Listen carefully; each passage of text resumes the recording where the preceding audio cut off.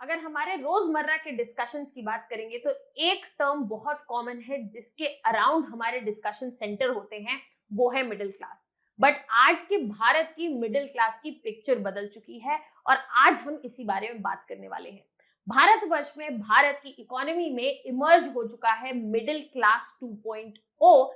यहाँ पर ये ऐसा मिडिल क्लास है जो अब सरकारी नौकरी में सबसे ज्यादा एम्प्लॉयमेंट नहीं पाता है, बल्कि प्राइवेट सेक्टर, चाहे आप आईटी कंपनीज की बात करें या प्राइवेट सेक्टर बैंकिंग की बात करें, वहां से ये मेजर एम्प्लॉयमेंट जो है ला रहा है। और इस ट्रांजिशन और इस चेंज का रीजन जो है वो सिर्फ एक नहीं है, मल्टीपल फैक्टर्स जो है इसके लिए रिस्पॉन्सिबल है। बट क्या मिडिल क्लास 2.0 एक बढ़िया, अच्छी, पॉजिटिव तस्वीर है, या यहाँ पर भी बहुत सारे चैलेंजेस और इश्यूज इन्वॉल्व हैं जिन्हें हम के बारे में हमें जानना चाहिए।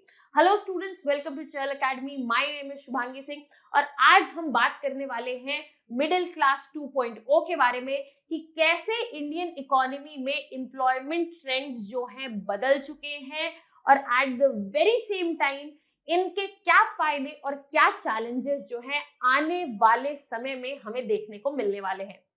अगर हम बात करें यहाँ पर तो टॉप 5 आईटी फर्म्स अगर आप देखेंगे, जिसमें टीसीएस, इन्फोसिस, विप्रोस, एचसीएल और टेक महिंद्रा इंक्लूडेड है, ये जो एम्प्लॉयमेंट दे रहे हैं it is more than railways at present. इसके अलावा अगर आप पब्लिक सेक्टर और प्राइवेट सेक्टर बैंकिंग को कंपेयर करेंगे तो प्राइवेट सेक्टर बैंकिंग की एम्प्लॉयमेंट भी एट प्रेजेंट ज्यादा है as compare to public sector banks.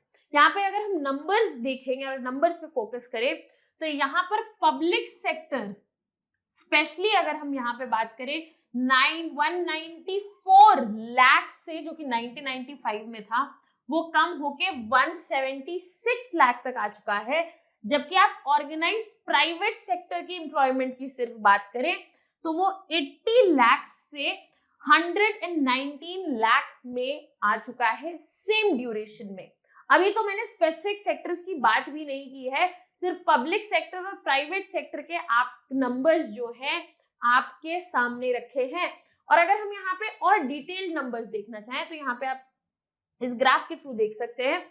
आप ये देखिए कि TCS, Infosys, Wipro, HCL and Tech Mahindra, यहाँ पे 2020 के नंबर्स जो हमने यहाँ पे लिए हैं वो इसलिए लिए हैं क्योंकि आपको पैंडेमिक के बाद जो डिजिटाइजेशन का इम्पैक्ट है एम्प्लॉयमेंट ट्रेंड में वो आपको यहाँ देखने को मिलेगा।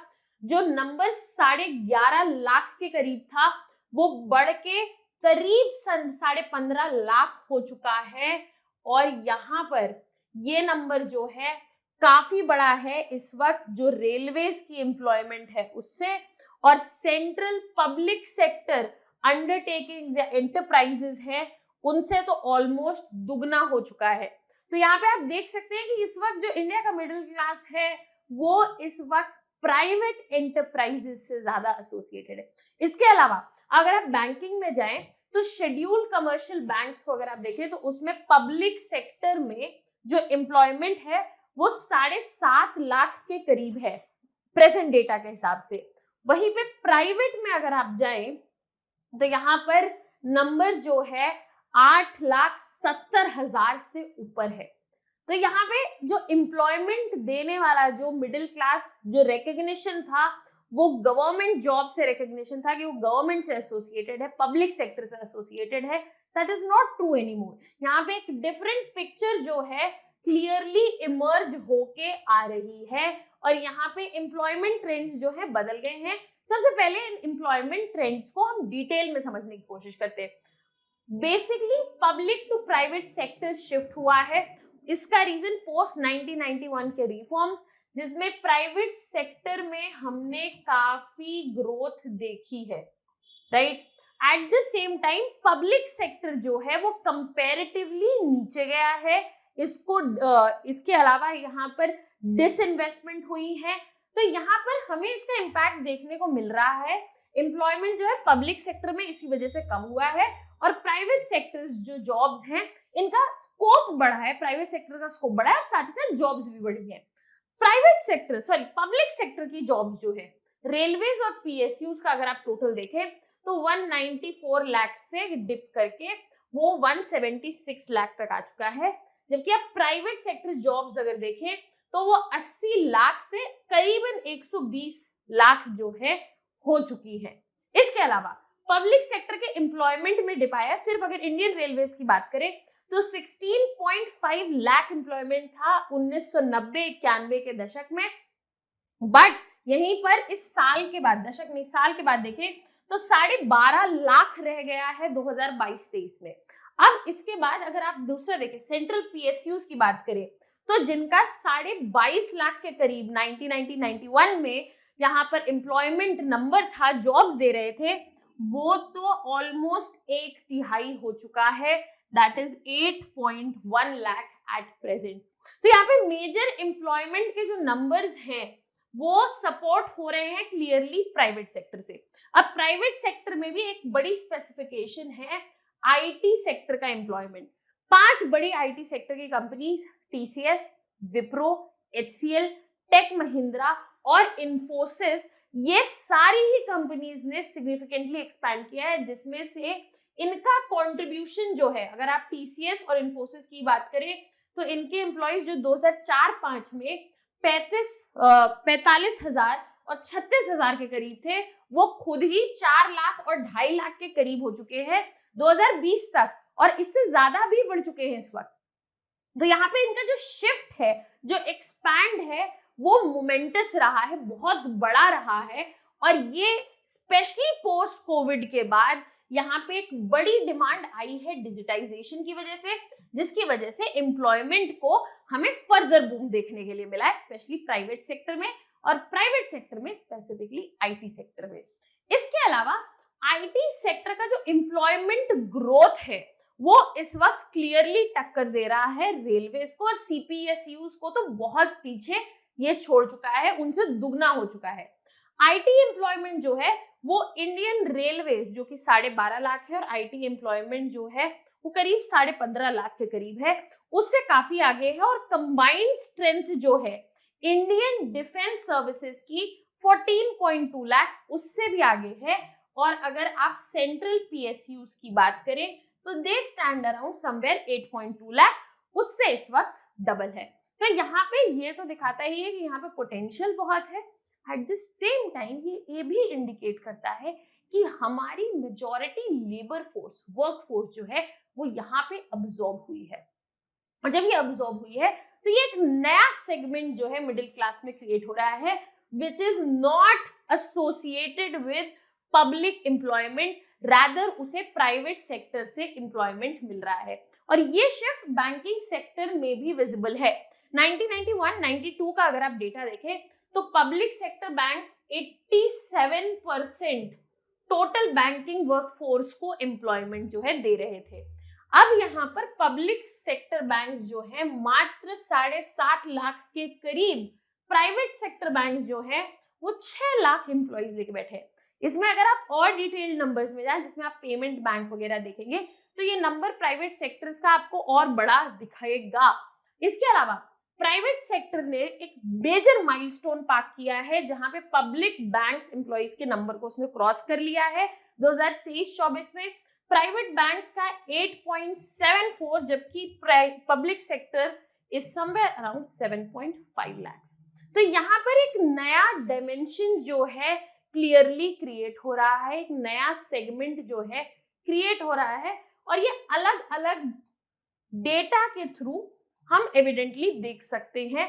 And you can use all of this data to support your arguments, कि जहां पर आप ये प्रेजेंट करना चाह रहे हैं बात। जैसे कि यहाँ पे एक और डेटा आप देखेंगे, जब बिग 5 प्राइवेट बैंक्स है, एचडीएफसी है, आईसीआईसीआई है, एक्सिस है, कोटक महिंद्रा और बंधन, इनका एम्प्लॉयमेंट जो है वो 6.1 लाख है बाय 2023-24। अब एचडीएफसी की जो वर्कफोर्स है वो अकेले ही स्टेट बैंक के बराबर है। और इसके अलावा अगर मैं आईसीआईसीआई और एक्सिस की बात करूं, इनकी वर्कफोर्स पंजाब नेशनल बैंक, जो कि one of the oldest bank है, उससे ऑलरेडी ज्यादा है। तो ये पब्लिक और प्राइवेट के कंपैरिजन में विजिबली प्राइवेट सेक्टर, चाहे वो बैंकिंग के टर्म्स में हो, चाहे वो आईटी के टर्म्स में हो, क्लियरली आगे निकल चुका है और यहाँ पर मल्टीपल कंपैरिजंस जो है हमारे पास है। कोटक महिंद्रा बैंक और बंधन बैंक का जो एम्प्लॉय नंबर है as compare to major public sector bank, चाहे वो केनरा बैंक हो, यूनियन बैंक हो, वो उससे ज्यादा है। तो सारे ही बड़े पब्लिक सेक्टर बैंक्स का यहाँ पे नाम आ चुका है और प्राइवेट सेक्टर बैंक्स का उनके काउंटर पार्ट्स से ज्यादा एम्प्लॉयमेंट है। This is clearly indicating a shift. अब यहाँ पे बात आती है कि ठीक है, कैरेक्टरिस्टिक मिडिल क्लास का बदल गया है, मिडिल क्लास 2.0 ओरिजिनेट हो चुका है, बट क्या ये सही चीज है या फिर ये एक चैलेंज है? यहाँ पे हमें ये बात देखनी होगी कि जो एक्सपेंशन हुआ है वो यहाँ पर नई इंडस्ट्रीज जिनकी वजह से जॉब क्रिएशन हुआ है, स्पेशली आईटी में है, finance, health, hospitality and service. यहाँ पर डेफिनेटली मिडिल क्लास 2.0 जो है उसमें ग्रोथ ने एक्सपेंशन देखी है, बैंकिंग में देखी है, मीडिया में देखी है, रियल एस्टेट में देखी है, रिटेल में देखी है, बट इसके साथ जो स्ट्रक्चरल ट्रांसफॉर्मेशन था वो बहुत ही लिमिटेड रहा है। यहाँ पर अगर हम बात करें तो लार्ज स्केल लेबर ट्रांसफर जो होना चाहिए था प्राइमरी सेक्टर से सेकेंडरी सेक्टर में, एग्रीकल्चर से मैन्युफैक्चरिंग में, वो नहीं हुआ है। अगर आप किसी भी इकोनॉमी का डेवलपमेंट का ट्रैजेक्टरी देखेंगे तो उनका ट्रांसफर, जो वर्कफोर्स का स्ट्रक्चरल ट्रांसफॉर्मेशन होता है, वो पहले प्राइमरी से सेकेंडरी में जाएगा और सेकेंडरी से टर्शियरी में जाएगा। बट इंडिया एक्सेप्शन है इसका, और ये यहाँ पर क्लियरली इंडिकेट करता है कि हमने मैन्युफैक्चरिंग में वी फेल्ड। अब यहाँ पर एग्रीकल्चरल एम्प्लॉयमेंट में तो डिक्रीज हुआ है, जहां पे 64% था 1993 में, अगर आप रिसेंट नंबर्स उठाएंगे वो कम हुआ है, we are somewhere around 42%। But आप मैन्युफैक्चरिंग देखिए, मैन्युफैक्चरिंग बिल्कुल नहीं उठी है। मैन्युफैक्चरिंग शेयर जो है वो स्टैग्नेट तो छोड़िए, वो अब कम हो रहा है। 12.6% था 2011-12 में और अभी का नंबर देखेंगे तो 11.4% है। तो मैन्युफैक्चरिंग का शेयर तो और कम होता जा रहा है। जो हमारा ट्रांजिशन था, जो स्ट्रक्चरल ट्रांसफॉर्मेशन होना चाहिए था, वो नहीं हुआ है। मिडिल क्लास को जॉब मिल गई है, यहाँ पर उनके पास एम्प्लॉयमेंट के अपॉर्चुनिटीज हैं, बट इसके साथ इकोनॉमी के लेवल पर जो कंसर्न्स हैं वो एग्जिस्ट करते हैं। इसके अलावा वर्कफोर्स का कॉम्पोजिशन जो है शिफ्ट हुआ है। जो मैन्युफैक्चरिंग का शेयर था वो इस वक्त बहुत कम है, और वो इतना कम है कि एक सेक्टर कंस्ट्रक्शन जो है वो उससे भी कम है, 11.4%। सर्विसेज जैसे कि रेस्टोरेंट, ट्रेड, होटल्स, उससे भी नीचे आ रहा है मैन्युफैक्चरिंग इस वक्त। और इसके अलावा सर्विसेज सेक्टर की जो जॉब है वो कई लोगों के लिए अनरीचेबल है, अनअफोर्डेबल है, बिकॉज उसमें high skill, high education required है, और जो जरूरी नहीं है कि सबके पास हो। और यहीं पे सर्विस सेक्टर की राइज की वजह से इनफॉर्मल जॉब्स में बढ़ोतरी देखने को मिली है, लो वेज जॉब्स में बढ़ोतरी देखने को मिली है। यहाँ पे गिग इकोनॉमी प्लेटफॉर्म्स, जहाँ पे किसी तरह की सोशल सिक्योरिटी नहीं है, किसी तरह का लीव्स का सिस्टम नहीं है, किसी तरह का सोशल सिक्योरिटी फंड्स जो है वो नहीं है, आप परमानेंट एम्प्लॉय नहीं है, चाहे आप उबर ले लीजिए, जोमेटो ले लीजिए, स्विगी ले लीजिए, जिसकी वजह से ये जो स्टेटस है मिडिल क्लास 2.0 का वो क्लियरली अलग आ रहा है। अब यहाँ पे सिर्फ प्राइवेट सेक्टर का प्रोमिनेंस नहीं है, यहाँ पे प्रोमिनेंस है कम वेजेस का भी, यहाँ पे प्रोमिनेंस है एक्सप्लॉयटेशन का भी, यहाँ पे प्रोमिनेंस है लैक ऑफ सोशल सिक्योरिटी का भी, और यहाँ पर एक लार्ज प्रोपोर्शन है वर्कफोर्स की जो कि लो पेइंग है, जिसको पैसे कम मिलते हैं, जो इनफॉर्मल सेक्टर के रोल में है, और उनके पास ऑप्शन ही नहीं है कि वो ब्रॉड बेस्ड प्रोस्पेरिटी की तरफ देखें। तो यहाँ पे मिडिल क्लास 2.0 का इमर्जेंस एक ट्रेंड का चेंज डेफिनेटली है। Good news not so much, हमें इसमें जो चैलेंजेस है उसको एड्रेस करने की बेहद जरूरत है। आई होप ये टॉपिक जो है आपको क्लियर हुआ है। यहाँ पर एक मेंस प्रैक्टिस क्वेश्चन है, examine the challenges India faces in structural transformation and employment generation, focusing on the shift from agriculture to manufacturing and services informal sector growth, and skill mismatch in the labor market. You can send in your answers in the comment section and you can get it checked by our mentors. That was all from my side. If you have any doubts or concerns, you can put it down in the comment section. And for more such videos and content related information, please subscribe to our YouTube channel. That was all from my side. Thank you so much.